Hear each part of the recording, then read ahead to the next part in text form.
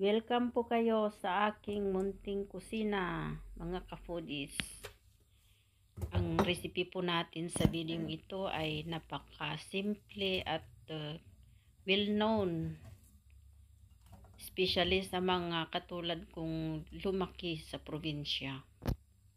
Lumaki sa hirap. Napaka-simple guys, pero masustansya. Hindi lang pala Pilipino ang nag-uulam nito guys, pati Greek. Alam din nila itong recipe na ito. Ito ay ang ginisang kamatis na may itlog. Ayan, naggisa ako ng sibuyas at bawang.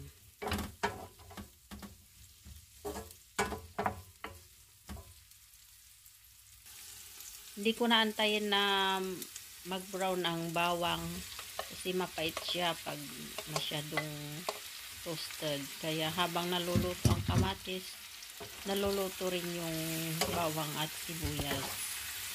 Halo-haloin lang. Halo-halo.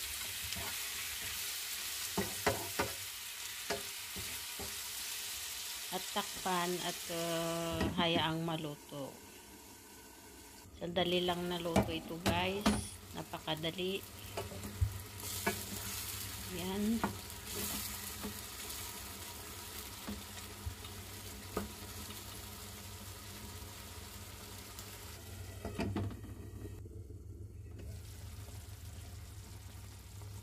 Pagka naluto na ang ating kamatis, maglagay na ng seasoning, chicken cubes or vegetable cubes, tsaka asin.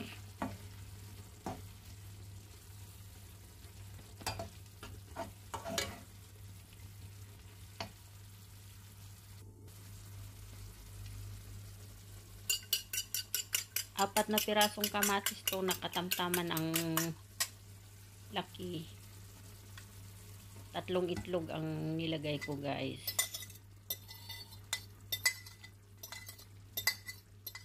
Ayan, lahat naman tayo ay alam ang pagluluto nito. Ito lang ang aking simpleng ulam guys.